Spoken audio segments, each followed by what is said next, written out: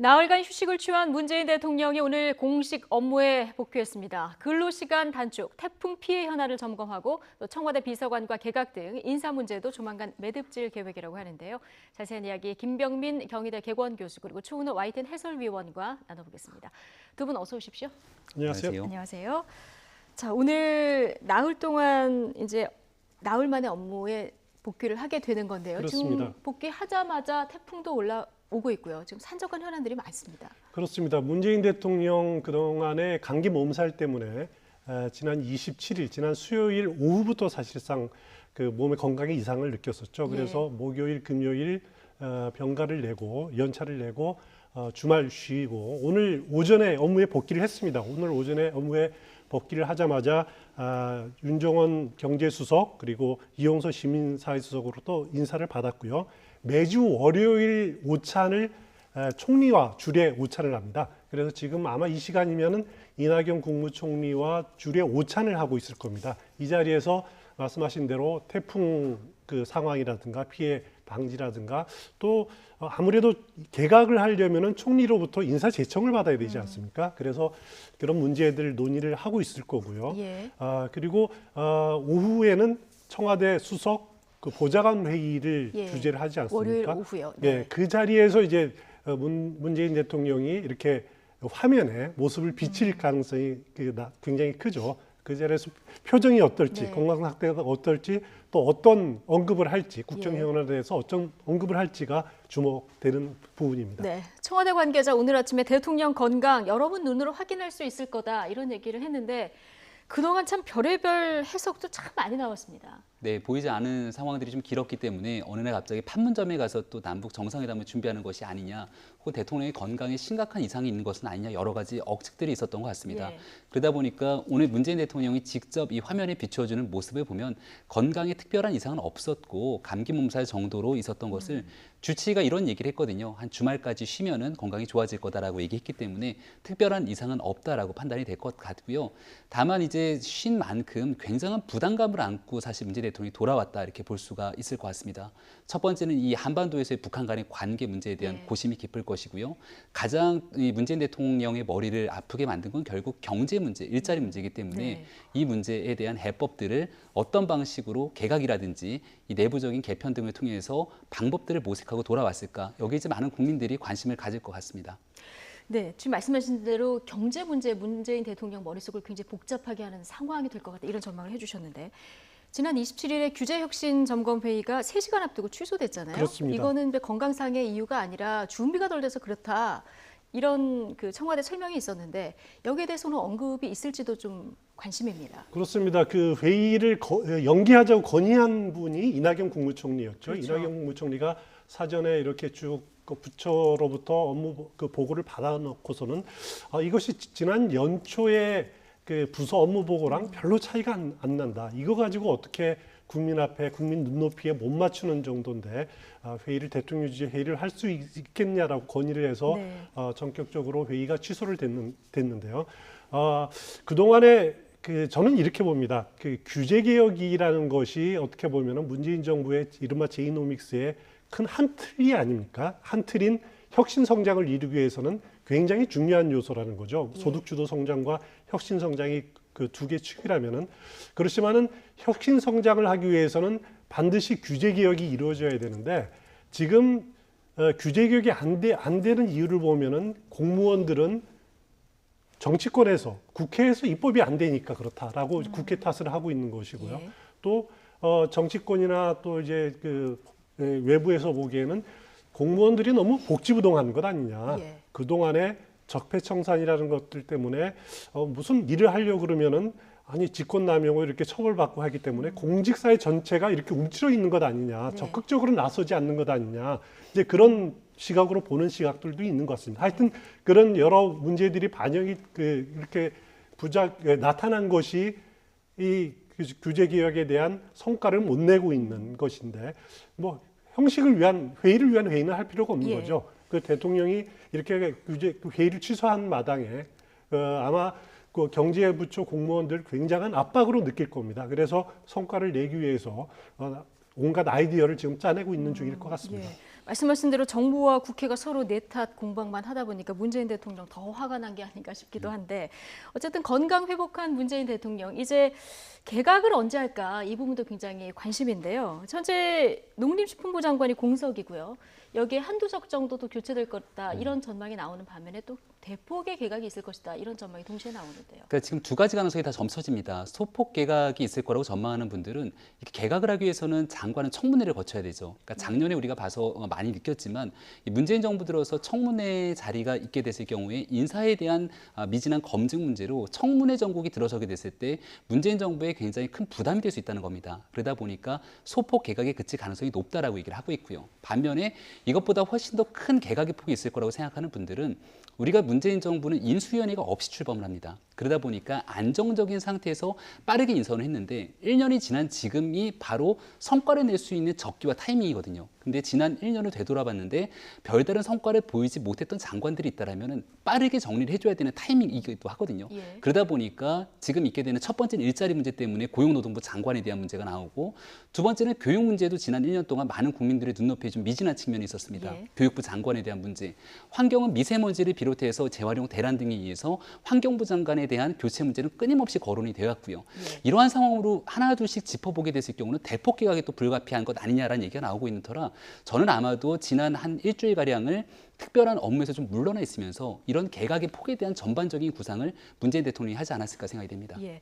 지금 뭐 많은 장관들이 거론이 되고 있는 상황이긴 한데 특히 김용주 고용노동부 장관 최근에 뭐 정부 여당하고 좀 각을 세우는 발언들이 많았기 때문에 이번 개각에 들어갈지 말지 굉장히 관심인 것 같습니다. 그렇습니다. 뭐 여러 장관들이 말씀하신 대로 여러 장관들이 이제 교체 대상이다 이렇게 하마평에 또 오르고 있는데 반드시 그 언론이나 여론에 의해서 부정적인 평가를 받았다고 해서 교체될 것이다라고 보는 데는 좀 무리는 있는 것 같습니다. 예. 그 중에 한 분이 말씀하신 대로 이제 김용주 고용노동부 장관에 대한 그 이런저런 그 구설수가 많이 오르면서 또 그 교체 대상 아니냐라고 하는 시각들이 있는 것도 사실입니다. 예. 거기다가 이제 홍영표 더불어민주당 원내대표가 또 날새게 또 비난을 예. 한 적이 있지 않습니까? 그렇죠. 그렇기 때문에 김영주 장관도 교체 대상이다라고 하는 시각도 있는데 저는 근데 이렇게 봅니다. 지금 7월부터 주 52시간 노동 근로시간 단축이 이렇게 시행이 되고 물론 6개월 처벌은 유예가 됐습니다만은 그것을 주도할 실무부서인 고용노동부 장관을 이제 바로 이렇게 교체하는 것이 현실적으로 그 업무 수행이 어려움이 있을 가능할까라고 하는 의구심을 개인적으로는 좀 갖고 있습니다. 그렇기 때문에 일부분 좀 기회를 주지 않겠느냐. 네. 그 업무가 정착하기 위해서는 조금 더 현직 장관을 교체하는 것보다는 그래도 업무 추진하는 상황을 좀 봐야 되지 않겠느냐라는 쪽에 저는 개인적으로는 좀 유임 쪽에 무게를 좀 두고 있습니다. 지금 언론에서는 교체 가능성 1순위로 언급이 되지만 이건 좀 두고 봐야 된다 이런 분석을 해주셨는데요. 지금 근데 여당 내에서 김용주 장관에 대한 불만이 굉장히 쏟아지고 있는 상황입니다. 말씀하신 것처럼 여당의 원내대표인 홍영표 원내대표가요. 김용주 장관을 콕 집어서 연일 비판의 목소리를 높이고 있지 않습니까? 이에 대한 김용주 장관의 반응은 어떨지 함께 들어보시겠습니다. 소득주도 성장의 모든 것이 최저임금인 것처럼 일부 언론에서 또 일부 국민들이 그렇게 이해하도록 방치한 것은 이 정부 측에서 이건 반성해야 된다고 생각합니다. 홍영표 원내대표가 우리 김 장관님이 청와대 말을 안 듣는다, 홍보를 하지 않는다 이런 비판 직접적으로 했단 말이에요? 네, 저는 이 최저임금 산입범이나 근로시간 단축에 대해서 홍보를 한다고 해서 국민들께 저는 다가가는 부분도 알게 되는 부분도 있지만 그동안 저희가 그 정부 입장으로서 홍보나 광고나 이런 정책을 하고 싶었는데 6월 13일 지방선거까지는 모든 언론기관이나 방송에서 이 홍보에 대해서는 자제를 해달라는 요청도 있었고요. 장관님 교체설도 있던데. 정부의 그 장관들은 언제든지 대통령께서 임명하시면 또 해임도 할 수 있는 거고 그런 거에 개의치 않고 장관으로 있는 날까지 열심히 일할 생각입니다. 자, 홍영표 원내대표는 해당 부처가 최저임금에 대해서 좀 국민들에게 설명을 해라. 아무리 얘기를 해도 김영주 장관이 안 들었다, 방치했다 이런 표현까지 썼는데 김영주 장관 얘기를 들어보면 지방선거까지는 발언을 자제해라 또 이런 지침이 있었다는 거거든요. 네, 그 이후로 시간이 좀 있었기 때문에 홍보는 좀 차후에 해도 된다라는 생각을 했다는 건데요. 예. 조금 더 근본적인 문제로 넘어가면은 홍영표 원내대표의 생각과 김영주 장관의 생각이 서로 좀 상이한 것 같습니다. 그러니까 얼마 전에 있었던 근로기준법을 개정해서 최저임금 산입 범위를 확대한다는 것은 말 그대로 산업계와 기업의 입장들을 조금 더 반영한 상황으로 볼 수가 있는 거고요. 지금 이 김영주 장관 같은 경우는 그보다는 노동계 입장을 훨씬 더 대변하려고 하는 모습들을 보이고 있는 겁니다. 네. 근데 아무래도 홍영표 원내대표도 과거에는 노동계 출신 인사지만 여당의 원내대표를 맡아서 일을 하다 보니까 문재인 정부는 일자리 대통령을 자임했고 전체적인 문제 속에서 경제 문제를 활성화시키는 노력을 해야 되는데 최저임금 산입 범위를 확대하기 위한 근로기준법 개정에 앞장서고 난 뒤에 지난 지방선거를 하는 과정에서 전국을 돌아다닐 때마다 굉장히 많은 비난의 화살들을 본인이 다 맞았던 겁니다. 그럼 정부가 나서서 이렇게까지 했던 이유에 대해서 충분하게 설명하고 나머지에 대한 이해를 구하고 그리고 일자리 문제를 책임져야 되는 게 고용노동부 장관인데 왜 특정 계층의 이해관계만 대변하면서 이 문제를 풀어내지 않느냐 이런 불만들을 가지고 있는 거거든요. 따라서 아마 김영주 장관이 노동계의 입장을 대변하는 것은 맞습니다만은 그걸 통해서 일자리 문제를 풀어내기 위한 또 다른 모습을 보여주지 않는다라면 저는 사실 문재인 정부의 개각 대상에서 1순위일 수밖에 없는 상황이지 않을까 이런 생각이 들기도 합니다. 그렇군요. 최저임금뿐 아니라 두 사람 최근 중요 현안이죠. 탄력 근로제에 대해서도 다른 목소리를 냈었는데요. 이 얘기도 좀 들어보시죠. 적어도 지금 3개월로 돼 있는 것을 적어도 한 6개월 정도 이렇게 탄력 근로제를 좀 도입해야 되지 않느냐. 계절산업, 수출기업 등에서는 집중 근로가 불가피한 부분이 있어 탄력적 근로시간제 등을 확대해달라는 요구가 많았습니다. 그러나 현재 탄력적 근로시간제를 활용하는 기업은 전체 기업의 3.4%밖에는 없습니다. 네, 정부 부처 장관. 자, 김영주 장관은 지금도 들어보시면 아시겠지만 노동계 입장을 훨씬 더 좀 많이 반영하면서 발언을 하고 있습니다. 그렇습니다. 이 탄력 근로제가 무엇이냐 이제 참 굉장히 좀 어려운 용어인데요. 탄력 근로제라는 것은 뭐냐면은 이제 근로시간을 좀 일이 많을 때는 좀 집중적으로 하고 일이 적을 때는 좀 쉬자라고 하는 겁니다.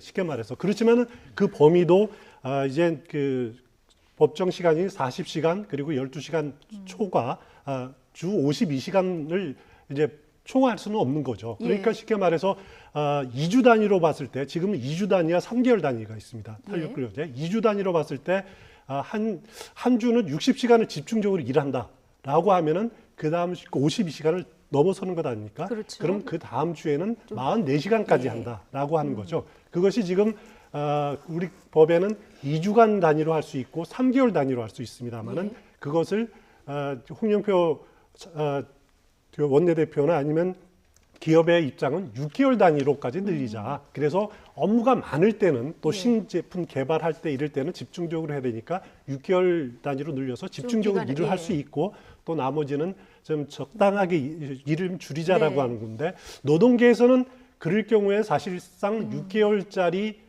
고용밖에 안 된다. 그리고 나머지 6개월은 파견직이나 뭐 이런 식으로 되는 그 고용의 불안정한 그 요인들이 있다라고 강력하게 지금 반발하고 있는 그런 상황이고요. 김영주 장관은 앞서 말씀하신 대로 노동계 입장을 지금 대변하고 있는 그런 양상이라고 보시면 될 것 같습니다. 지금 전교조 문제에서도 좀 차이를 보이는 것 같습니다. 지금 김영주 장관이 전교조의 법외 노조 취소가 정부 직권으로 가능한지 법률적으로 검토하겠다 이런 얘기를 했었거든요. 그러니까 바로 청와대에서 직권 취소 불가능하다. 이거 법원 판결 지켜봐야 된다. 이렇게 일축을 바로 했습니다. 이렇게 당과 정부가 다른 목소리를 내는 상황. 어떻게 봐야 될까요? 그러니까 여기에 대해서 사실 청와대 입장에서는 좀 부담일 수밖에 없겠죠. 왜냐하면은 이 정부가 탄생하고 출범하는 과정에서는 노동계의 목소리들을 상당히 대변하면서 출범을 합니다. 그리고 나서 충분하게 노동계 입장을 대변하기 위한 노력들도 많이 해왔죠. 하지만 전반적인 경제 상황들을 고려했을 때 한쪽의 입장만을 대변하면서 이 정부에 대한 전체적인 프로세스를 끌고 가기에는 무리가 있는 상황이기 때문에 중간적인 조정 역할을 누군가는 할 수밖에 없는 거거든요. 이 전교조에 관한 문제만 하더라도 여기에 대해서 특정 이해관 이해관계에 얽혀 있는 사람들의 목소리만 듣기에는 정부가 부담이기 때문에 예. 최종적으로 대법원의 판단을 존중하겠다라고 이야기를 하게 되는 거죠. 그러다 보니 전교조 입장에서는 김의겸 대변인을 상대로 굉장히 부정적인 입장들을 또 쏟아내기 시작합니다. 그러니까 그런 과정에서는 김영주 장관이 노동계 입장을 대변하는 것도 중요하지만 또 전교조의 입장을 대변할 수도 있겠습니다만은 그것은 해당 국회의원으로서 해야 될 역할을 넘어서서 지금은 대한민국 정부의 고용노동부 장관이거든요. 예. 그럼 전 국민을 대상으로 하는 균형 잡힌 시각을 좀 가져줘야 된다라는 개인적인 판단이 드는데 그런 측면에서는 아무래도 좀 아쉬움이 짙게 남는 대목들이 있지 않을까 이렇게 생각이 됩니다. 예. 하태경 바른미래당 의원이 문 대통령 돌팔이 장관 왕따시키지 말고 경질해야 된다 뭐 이런 얘기를 남기긴 했는데 김영주 장관이 이제 개각에 이번에 포함이 될지 안 될지는 조금 지켜보도록 하겠습니다. 이번 개각의 변수 가운데 하나가 이제 이낙연 총리다 이런 얘기가 나오는데 아무래도 재청권이 있으니까요. 그렇죠. 예. 그 이낙연 국무총리 아마 지금쯤 이제 문재인 대통령과 오찬을 하면서 개각에 대해서 이야기를 나누고 있을 가능성이 높고요. 예. 이 자리에서 인사재청이 만약 이루어진다라면은 예. 오늘 이루어진다라면은 이번 주 내라도 개각이 진행될 가능성이 저는 있다고 예. 봅니다. 이낙연 국무총리도 지난번에 기자회 간담회에서 한 말 보니까 기초적인 협의는 하고 있다. 그리고 장관들에 대한 직무 평가는 거의 끝났다라고 했거든요. 그러면 그렇죠. 이제 대상은 정해졌다라는 거고 예. 그 직무 평가에 의한 거는 그 다음에는 이제 그 대통령의 정무적인 판단이 남아 있는 거죠. 그런데 그 이낙연 국무총리는 어떻게 보면 굉장히 두루 이렇게 그 포용성이 굉장히 강한 분이고 또 여러 면을 다 이렇게 두루 볼 수 있는 능력을 갖춘 분들이기 때문에 오늘 인사재청을 한다면은 어느 선에서 할지 네. 좀 관심이 되는 주목되는 부분이 아닐 수 없습니다. 아마 오늘 지금 만약에 인사재청이 이루어진다면 예상보다 빨리 이번 주 내에 개각이 이루어질 수도 있다 이런 전망을 해주셨는데 지금 또 하나 개각 변수가 민주당 당권 경쟁 아니겠습니까? 지금 당권 도전을 위해서 당으로 나갈 인사 또 입각을 위해서 뭐 정부로 들어올 인사, 교통 정리가 지금 한참 진행되고 있지 않겠습니까? 네, 맞습니다. 일단은 나갈 인사로 보면은 가장 대표적으로 꼽히는 인사가 김부겸 행안부 장관이겠죠. 그렇죠. 특히나 8월에 전당대회가 목전에 있기 때문에 김부겸 장관이 나가느냐 마느냐에 따라서 전당대회에 미칠 영향도 상당하고 또 행안부 장관이라고 하는 주요 부처 장관으로 누가 갈 것인지에 대한 고민까지 있을 건데 지금 때마침 태풍이 올라오고 있지 않습니까? 근데 이 김부겸 장관이 작년에 참 고생을 많이 했던 게 지난번에 포항에 지진이 있을 때도 마찬가지고 화재 현장이고 대한민국에 재난이 있는 어느 곳이든지 간에 재난에 대한 최종 컨트롤 타워는 청와대다라고 이 정부가 늘 얘기해왔기 때문에 김부겸 장관이 그 중심에 있었거든요. 예. 그렇다면 지금 재해 재난을 앞두고 있는 상황에서 갑자기 본인의 사표를 내고 나가기도 어려울 겁니다. 왜냐하면 사표를 내고 난 다음에는 이 인사가 정리되고 청문회를 거쳐서 최종적인 행안부 장관이 들어와야 되는데 8월이라고 하는 시간까지는 굉장히 짧은 시간밖에 남지가 않았거든요. 그렇죠. 그리고 재난에 집중된. 그렇죠. 그렇기 예, 때문에 김부겸 장관이 상황이었어요. 거치 선택에 대한 폭은 훨씬 더 좁아지지 않겠는가라는 네. 생각이 들고 그리고 이제 새롭게 들어오게 되는 의원 출신 장관들에 대해서는 저는 법무부 장관을 좀 눈여겨봐야 되지 않을까라는 생각이 들거든요. 얼마 전에 이 사법개혁에 관한 문제가 경찰과 검찰의 내용들이 좀 정리가 되면서 늘 하는 얘기가 이제는 국회 시간이 시작됐다라고 얘기를 하지 않습니까? 그래서 지금의 박상기 법무부 장관이 사법개혁의 입법과제를 최종적으로 수행할 수 있는가에 대한 문제를 봤을 때는 의원 출신 장관, 벌써부터 전해철 의원이라든가 박범계 의원이라든가 박영선 의원이라든가 이렇게 국회 출신 장관이 법무부로 가는 것이 아니냐라는 하마평이 있는데요. 여기에 대한 두 가지 측면 좀 지켜봐야 될 것 같습니다. 예. 어쨌든 재난제의 중요한 시기에 김부겸 행안부 장관이 사표를 던지기는 참 부담스러운 상황이고요. 그러다 보니까 청와대 뜻에 따르겠다 이런 얘기를 하지 않았습니까? 그러다 보니 또 굉장히 또 논란이 많았는데 김부겸 행안부 장관이 이제 송구스럽다. 이게 대통령의 지지를 등에 업고 선거에서 유리한 위치를 선점하려는 정치적 술수를 일으켰다. 송구하다. 이런 또 글을 남겼습니다. 김부겸 장관의 전당대표 출마설이 나온 것은 한 인터뷰에서 한 언론과의 인터뷰에서 만약에 자신이 대표로 대표 당권 도전하려면은 대통령으로부터 무슨 사인이 있지 않겠느냐라고 하는 발언이 어떻게 보면은 이제 그 확대 해석이 된 거죠. 그리고 이것이 과연 이제 자기가 그만두려면은 그만두고 나간다면은 대통령이 지지하는 것 아니냐, 밀어주는 것 아니냐라고 하는 그런 사인을 해석도 가능한 부분들이죠. 그렇게 논란이 확대가 되니까 김부겸 장관이 이제 SNS를 통해서 장관의 신분으로서 자신의 이름이 계속 오르내리는 것이 곤혹스럽다. 그리고 대통령의 지지를 등에 업고 선거에 유리한 위치를 선점하려는 정치적 술수를 일으켰다. 자신의 잘못이다. 뭐 대통령의 하명이 있으면 출마하겠다는 식으로 비쳤다. 라고 하는 식으로 이렇게 물러나는 입장을 밝혔는데요. 저는 이번 전당대회를 이렇게 봅니다. 크게 이제 두 가지 흐름이 있을 수가 있는데, 한 흐름은 잠재적인 대권 주자, 예를 들어서 이제 김부겸 장관 같은 분들이죠.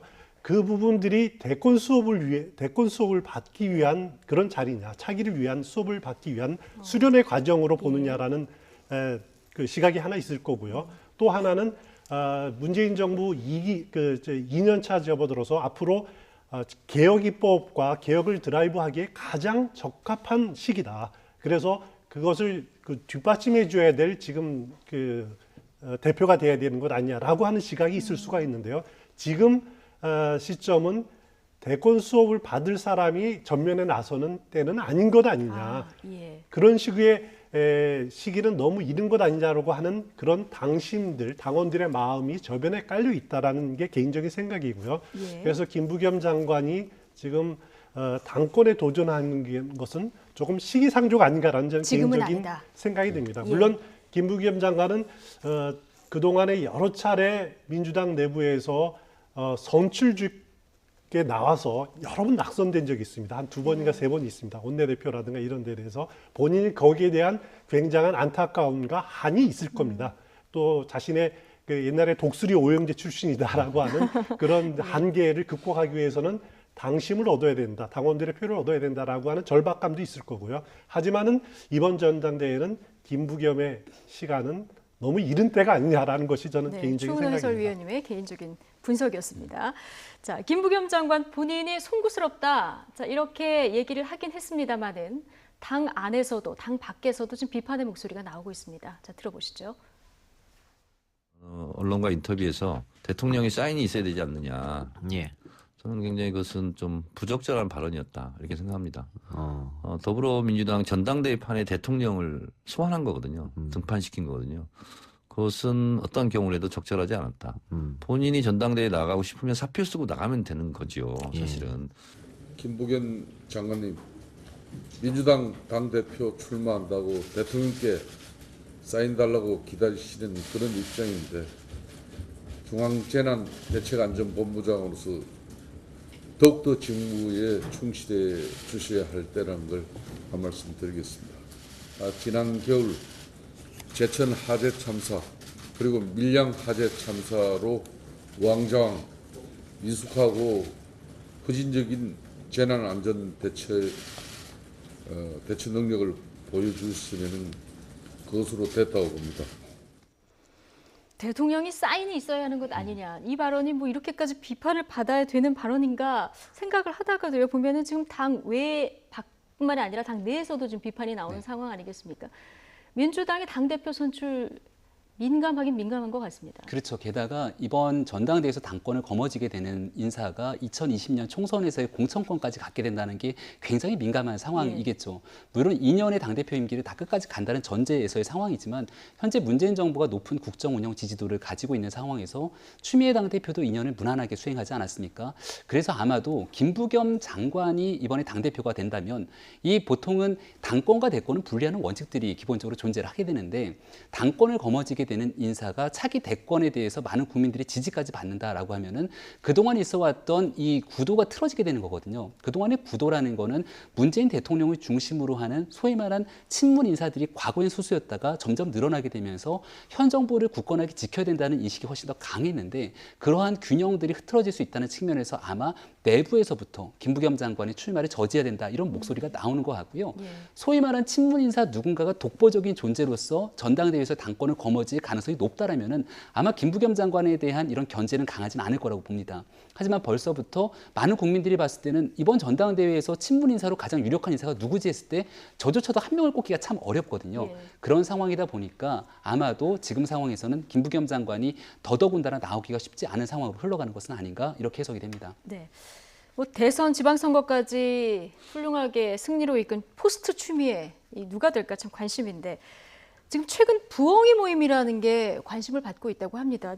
어떤 모임입니까? 부엉이 모임은 이제 부엉이처럼 밤을 새워서 달을 지키는, 여기서 달이라는 것은 영어로 달이 문 아닙니까? 문재인 대통령을 지키는 모임이다. 그 더불어민주당 내에 이른바 이제 친문계 의원들의 모임입니다. 요즘 뭐 이렇게 모임을 드러내놓고 하지는 않지만은 전당대회를 앞두고 있기 때문에 친문계 인사 내에서의 후보 교통 정리가 필요하다. 그래서 이런저런 그 모임에서 후보 단일화를 위한 의견 교환이 이루어졌다라고 하는 지금 보도들도 나오고 있는 상황이고요. 실제로 교통 정리가 명확하게 아직 이루어지지는 않고 있습니다만은 지금 나오는 이야기를 보면은 전해철 의원과 최재성 의원 간에 우리가 서로 경쟁하지는 말자.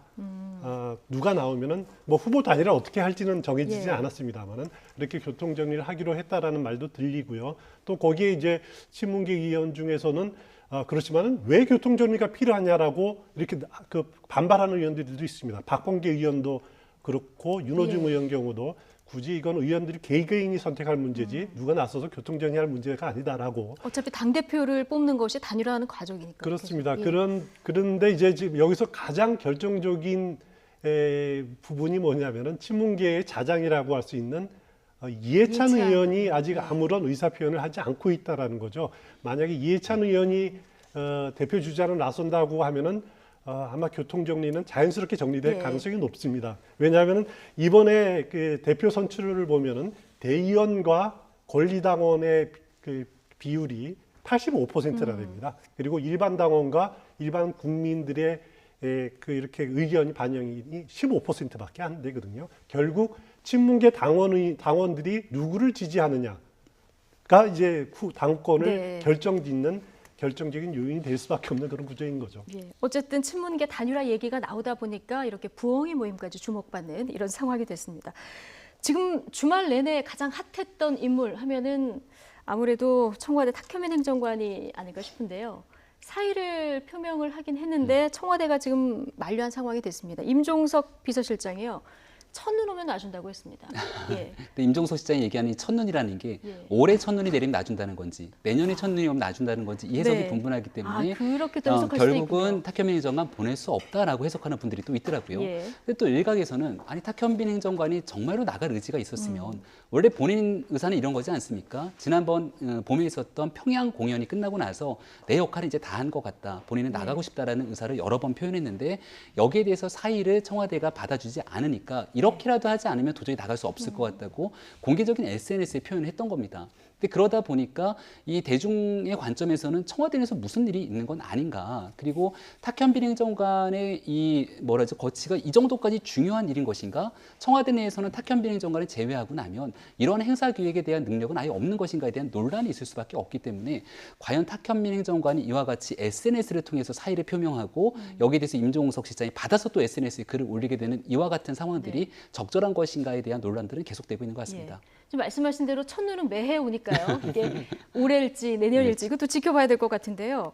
어쨌든 이제 브로맨스 얘기가 나옵니다. 이 임종석 비서실장과 탁현민 행정관의 브로맨스냐, 대통령과의 브로맨스냐 이런 얘기가 나오는데 어쨌든 이 대통령의 의중이 반영됐다고 봐야 되겠죠? 당연히 그렇다고 봐야죠. 그 탁현민 행정관의 자리는 2급입니다. 2급 행정관이고 별정직 공무원이고요. 하지만은 행사 기획을 하는데 이렇게 보면은 그 너나 할 것 없이 사실 굉장히 뛰어난 능력을 보여준 건 사실입니다. 앞서 말씀하신 대로 평양 공연을 마무리하고 그만두겠다고 했는데 그때 평양 공연이 봄이 온다였지 않습니까? 첫눈 오면 겨울이 온답니다. 봄이 온다 해서 겨울이 온다까지 늦춰지고 있는 상황인데 탁현민 행정관이 그 청와대에 들어오기 전에부터도 문재인 대통령의 그 자서전 운명부터 시작해가지고 여러 가지 행사들을 기획을 해왔고 또 문재인 대통령과도 히말라야 트레킹까지도 과거에 같이 간 오랫동안 끈끈한 인연을 맺어왔던 그런 관계이기 때문에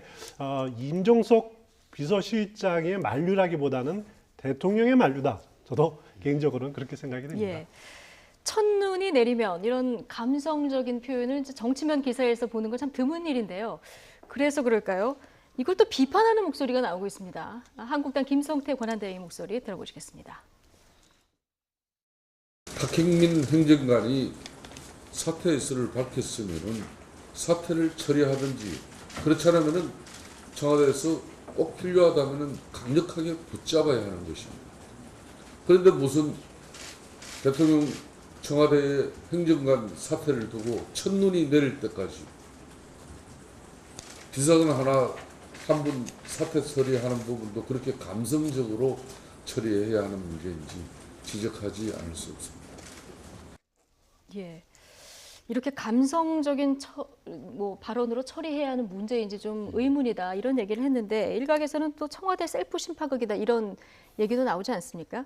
어쨌든 이제 청와대가 탁현민 행정관이 아니더라도 뭔가 국민들에게 보여줄 수 있는 이런 어떤 업무, 민생과 관련한 어떤 지지 이런 것들을 좀 확보해야 되는 단계는 아닌가 이런 생각은 듭니다. 그렇죠. 근데 이제 탁현민 행정관이 그동안에 행사 기획을 쭉 하면서 그 노하우들이 청와대 내에 좀 축적이 돼 있을 것도 사실이고요. 그래서 이제는 어차피 행사를 어떻게 참신하고 뛰어나게 하느냐라는 것보다도 콘텐츠를 어떻게 채우느냐라는 부분들이 핵심이 아니냐 이런 주장들도 있는 것도 사실입니다. 예. 이토록 청와대가 탁현민 행정관을 놓아주지 못하는 이유, 아까 추은호 해설위원 얘기해 주셨듯이 행사 기획 능력 이것 때문 아니겠습니까? 지난 주요 행사들을 살펴보면 알 수 있을 것 같습니다. 장민정 앵커가 정리를 해봤습니다.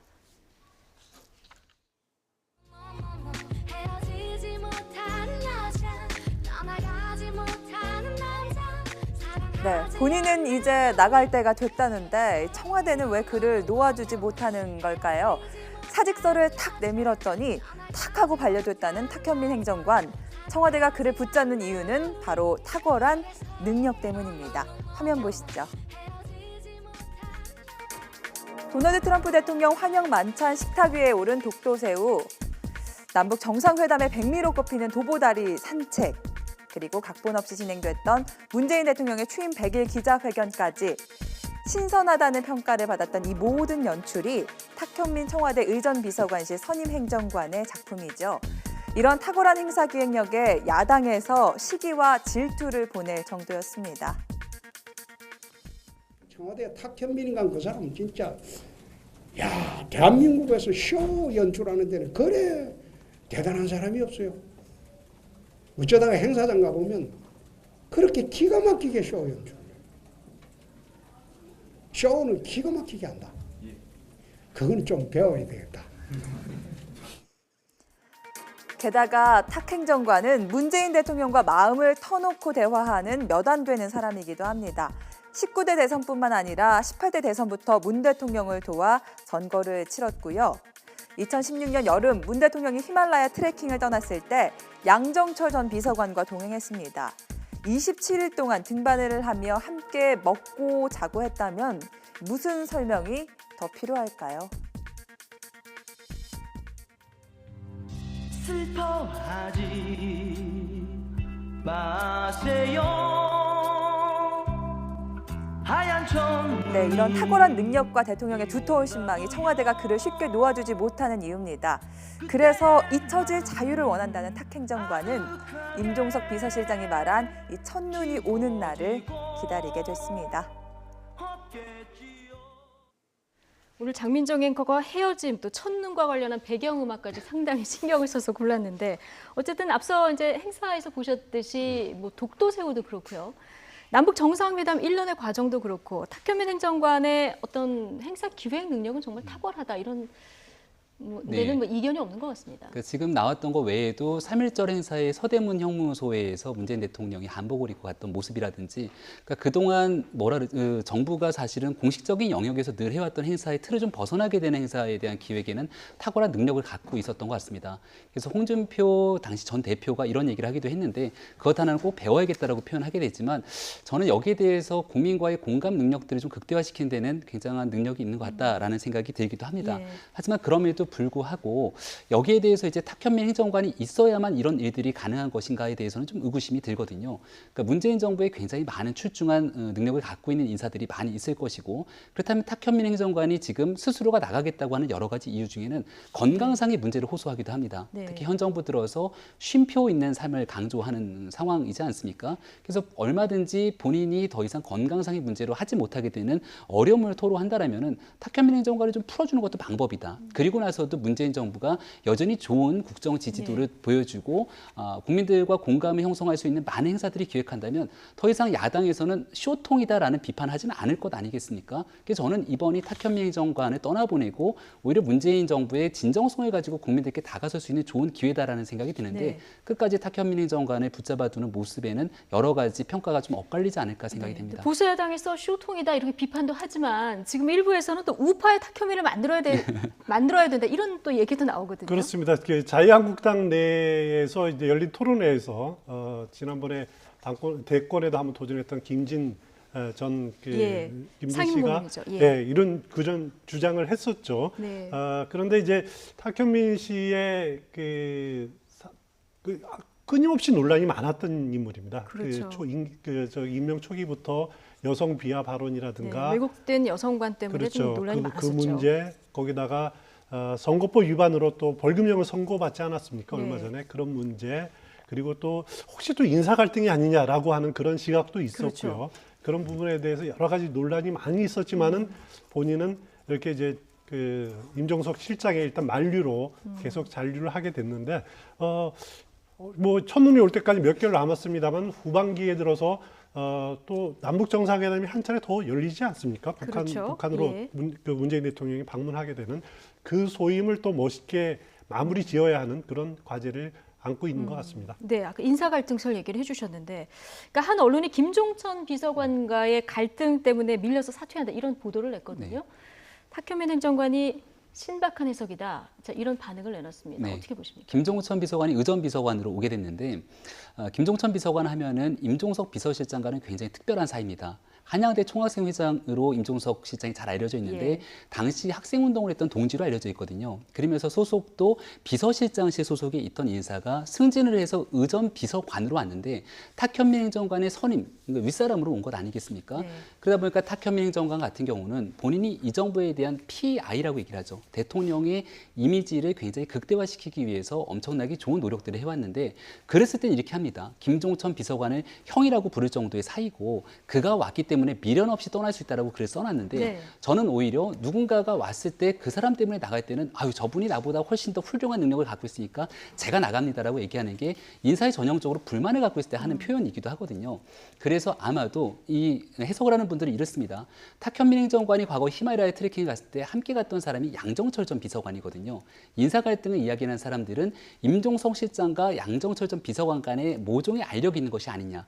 얼마 전에 양정철 전 비서관이 북콘서트를 했는데 거기에 임종석 실장이 나타납니다. 세간에서 우리 보고 갈등이 있다고 하지만 전혀 아닙니다라고 거듭거듭 얘기를 하면 할수록 그렇기 때문에 더 갈등이 있는 것 아니냐라고 해석하게 되는 건데 이러한 내용들을 두고서는 청와대 내부에 알력 다툼이 있는 것이 아니냐 이렇게 해석하는 분들도 있습니다.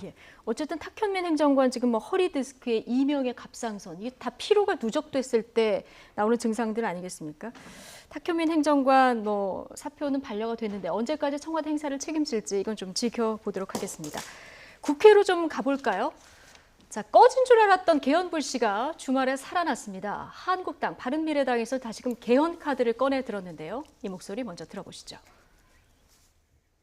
이미 국민들과 여러 차례 약속한 대로 지방선거와 연계된 간제 개헌이 아니라 진정한 국민 개헌을 이제 추진해 가야 할 판에 어찌된 일인지 문재인 정권과 민주당이 연일 묵묵부답으로 침묵을 지키고 있는 데 대해 혹시라도 개헌을 하지 않으려는 속내는 아닌지 저희들은 또 이제 개헌을 하반기에 다시 추진하는 쪽으로 하려고 그러는데 그 경우에는 아마 역시 이제 선거구제들을 비롯해서 저희들하고 정서나 방향이 같기 때문에 저희들하고도 연대가 될 수 있을 것이다 하고 민주당에 묻습니다. 개헌과 선거제도 개편에 찬성입니까? 반대입니까? 분명한 입장을 국민 앞에 밝혀주시기 바랍니다. 자유한국당에게도 촉구합니다. 개헌과 선거제도 개편은 당내 문제를 덮기 위한 국면 전환용 이벤트가 될 수 없습니다.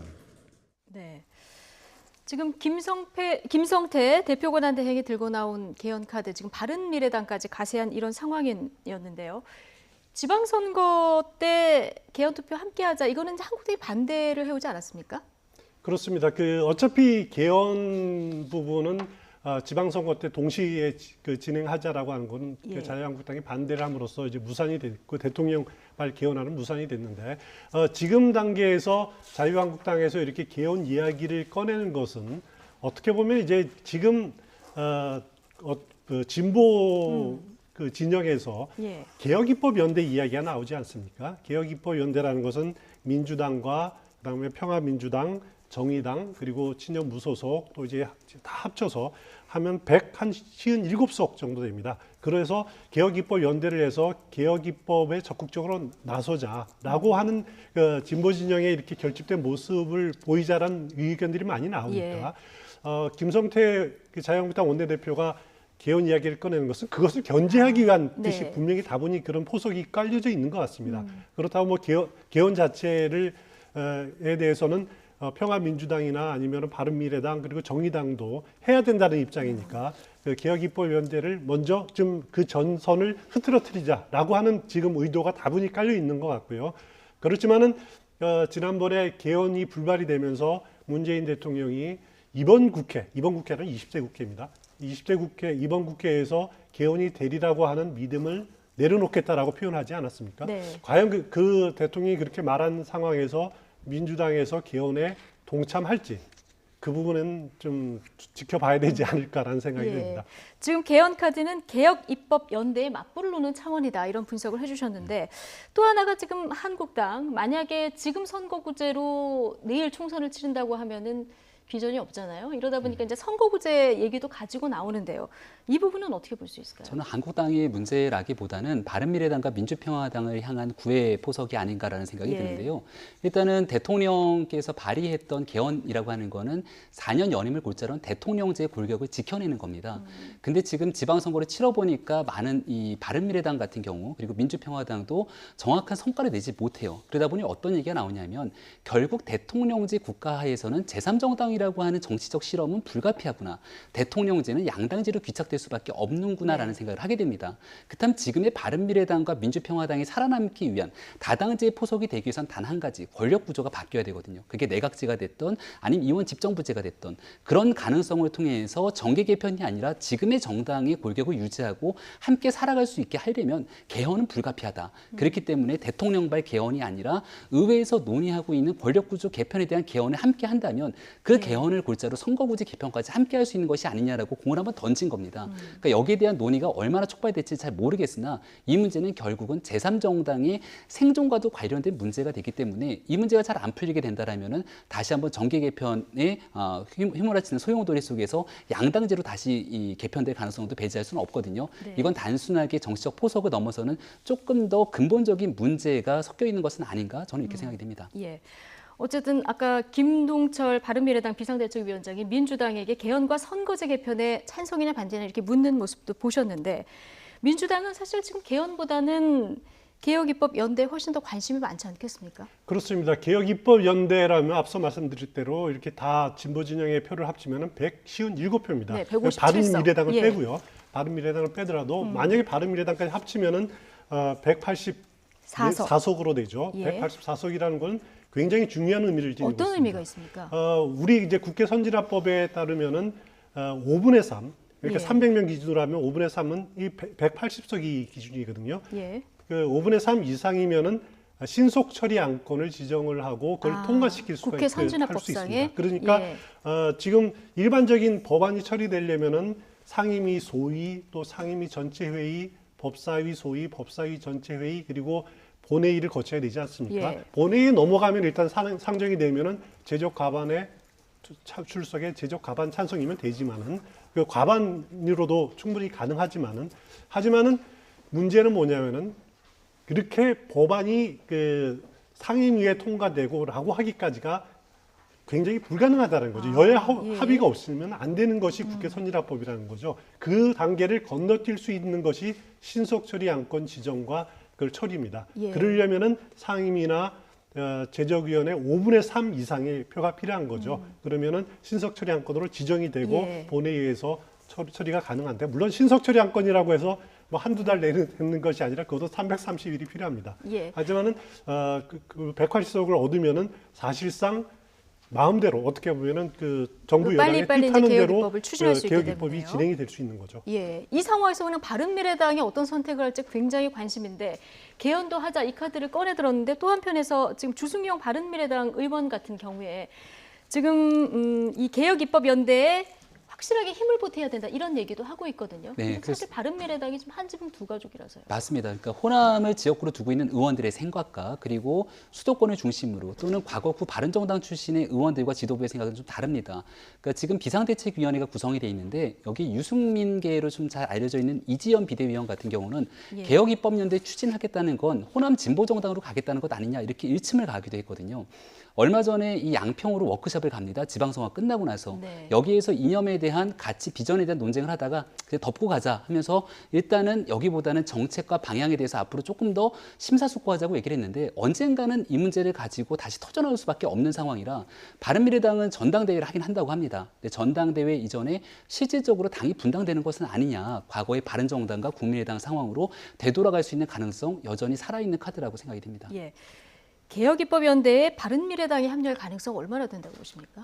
그렇게 될 경우에는 당이 분리가 될 가능성이 분당이 될 가능성이 상당히 높습니다. 가능하다. 예, 그렇습니다. 그래서 일단 그 주승용 의원 경우처럼 호남 출신 국민의당 의원들은 상당히 개혁입법연대 개혁 그 부분에 동참을 해야 된다라고 주장을 하는 의원들이 상당히 있고요.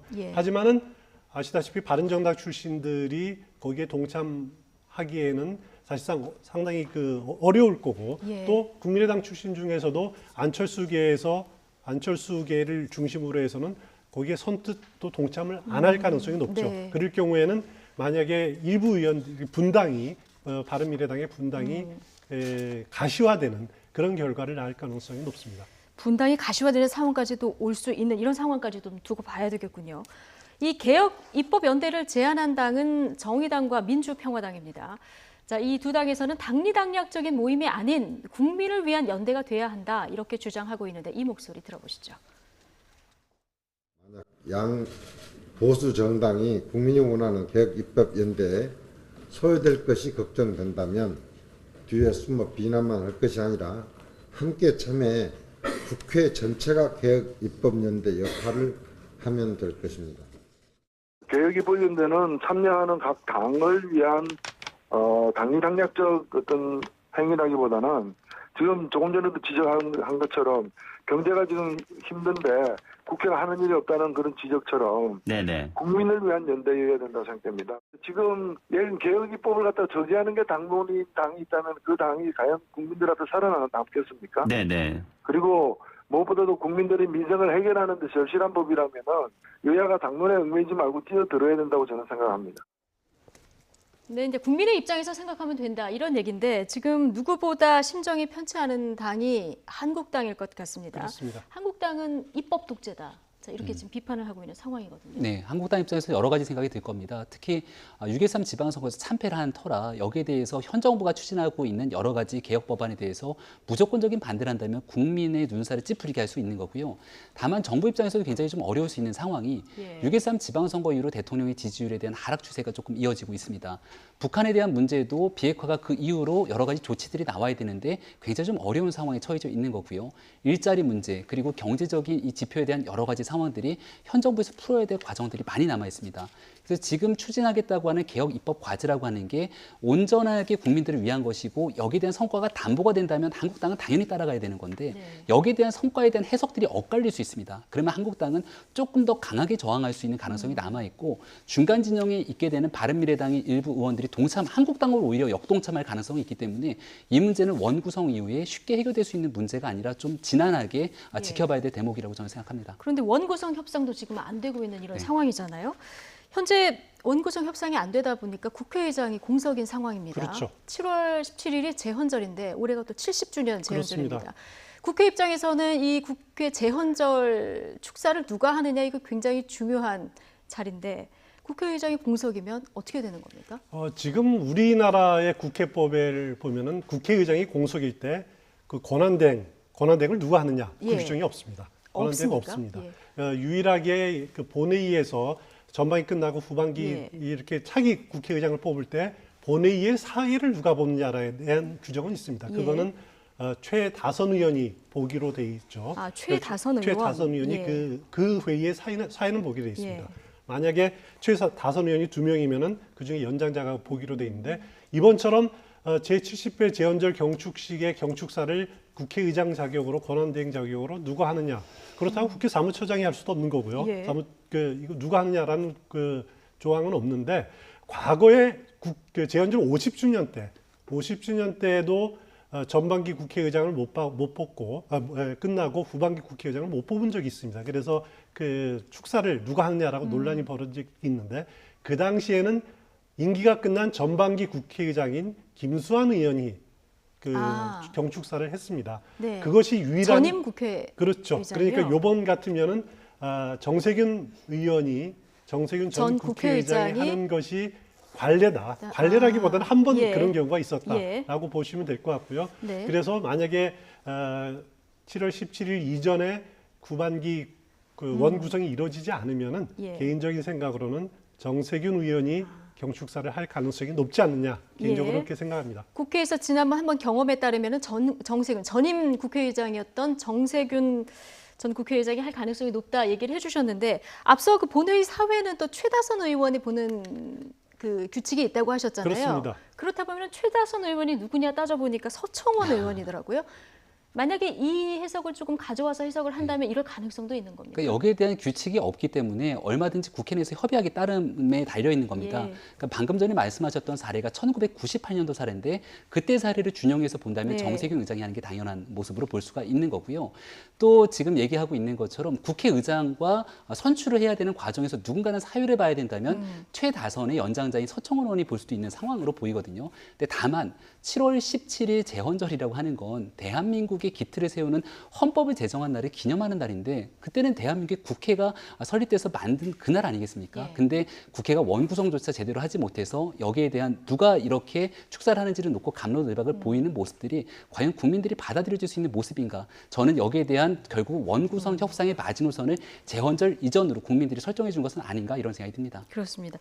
제헌절 축사 누가 할지 이거 관심보다는 사실 7월 17일 전에 원구성을 끝내면 되니까요. 네. 이전에 반드시 원구성 협상이 좀 마무리됐으면 좋겠다 이런 생각은 듭니다.